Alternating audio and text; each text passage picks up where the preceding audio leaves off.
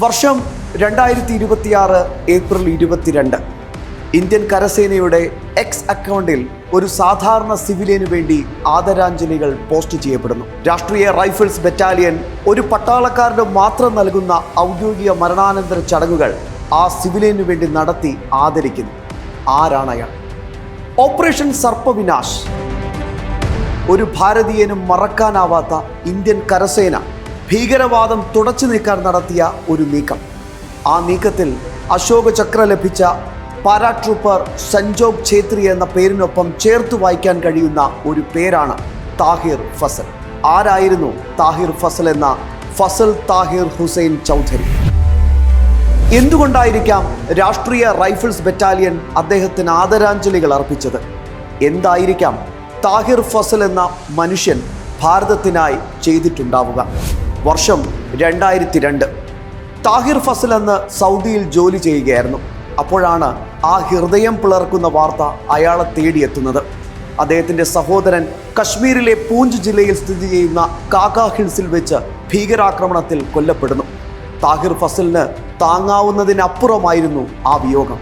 ആ നിമിഷം അദ്ദേഹം ഒരു തീരുമാനമെടുത്തു: എത്രയും വേഗം നാട്ടിലെത്തുക. അയാൾ ഭാരതത്തിലേക്കുള്ള വിമാനമേറുമ്പോൾ അദ്ദേഹത്തിൻ്റെ മനസ്സിൽ പ്രതികാരത്തിൻ്റെ കനൽ എരിഞ്ഞു നീറുന്നുണ്ടായിരുന്നു. അദ്ദേഹം ഇന്ത്യയിലെത്തിയ ശേഷം നടന്നത് ഏത് ത്രില്ലർ സിനിമകളെയും വെല്ലുന്ന സംഭവങ്ങളാണ്.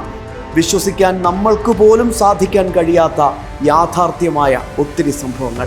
ലൈൻ ഓഫ് കൺട്രോളിനടുത്തായി സ്ഥിതി ചെയ്യുന്ന ഒരുപാട് ഭീകരവാദികളുടെ ഒളിത്താവളങ്ങളുള്ള കാക്ക ഹിൽസിൽ അദ്ദേഹം ജന്മം നൽകിയ യോദ്ധാക്കളുടെ സംഘടനയായ പിർ പഞ്ചൽ സ്കൗട്ട് സ്ഥാനമുറപ്പിക്കുന്നു. ഈ സംഘടനയുടെ എല്ലാ ചിലവും വഹിച്ചത് താഹിർ ഫസൽ തന്നെയായിരുന്നു. അദ്ദേഹത്തിൻ്റെ മനസ്സിൽ ഒരൊറ്റ ലക്ഷ്യം മാത്രമേ ഉണ്ടായിരുന്നുള്ളൂ: തൻ്റെ സഹോദരനെ ഇല്ലാതാക്കിയ ഭീകരരെ തുടച്ചു നീക്കുക. ഇനിയും ജീവൻ നഷ്ടപ്പെടുന്നതിന് മുമ്പേ ഭീകരവാദത്തെ തന്നെ ഇല്ലാതാക്കുക. വർഷം 2003. ഇന്ത്യൻ കരസേന ചിത്രത്തിൽ പ്രവേശിക്കുകയാണ്. മാസങ്ങൾ നീണ്ട തയ്യാറെടുപ്പിന് ശേഷം ഭീകരവാദികളെ ഇല്ലാതെയാക്കാൻ അവർ മുന്നിട്ടിറങ്ങും. എന്നാൽ ഒറ്റയ്ക്കായിരുന്നില്ല. താഹിർ ഫസൽ എന്ന യോദ്ധാവ് നയിച്ച പിർ പഞ്ചൽ സ്കൗട്ടും അവർക്കൊപ്പം ഉണ്ടായിരുന്നു.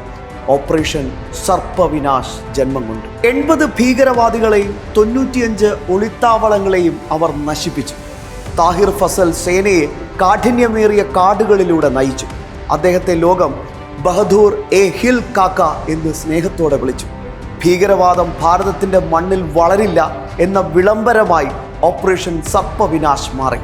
2026 ഏപ്രിൽ 22 62 വയസ്സുണ്ടായിരുന്ന താഹിർ ഫസൽ ഹൃദയ സംബന്ധമായ രോഗത്തെ തുടർന്ന് നമ്മളെല്ലാം വിട്ടുപിരിഞ്ഞപ്പോൾ ഭാരതത്തിന് നഷ്ടപ്പെട്ടത് കേവലം ഒരു പൗരനെ മാത്രമല്ല, മറിച്ച് സ്വന്തം മാതൃരാജ്യത്തിന് വേണ്ടി ജീവൻ പണയപ്പെടുത്തിയ ഒരു യോദ്ധാവിനെയായിരുന്നു. താഹിർ ഫസൽ, അങ്ങ് ഭാരതാംബയുടെ പ്രിയപ്പെട്ട പുത്രനായി വാഴ്ത്തപ്പെടും. അങ്ങയുടെ കീർത്തി വീണ്ടും വാനോളം ഉയരും. ഈ മണ്ണിൽ പിറക്കുന്ന ഓരോ രാജ്യസ്നേഹിക്കും ഉദാഹരണമായി സൂര്യ തേജസ്സോടെ മരണമില്ലാത്ത യോദ്ധാവായി അങ്ങ് മാറും. സ്വരാജ്യത്തിനായി സ്വാർത്ഥത വെടിഞ്ഞ ഒരുപാട് യോദ്ധാക്കളുടെ കൂട്ടത്തിനിടയിൽ അങ്ങയുടെ പേര് സ്വർണ്ണലിപികളാൽ എഴുതപ്പെടും. താഹിർ ഫസൽ, അങ്ങ് മരണമില്ലാതെ ഭാരതീയുടെ മനസ്സിൽ എന്നും ഉണ്ടാകും. ചരിത്രത്തിൽ ഇടം നേടിയ മറ്റൊരു പ്രധാനപ്പെട്ട സംഭവവുമായി നമുക്ക് വീണ്ടും കാണാം.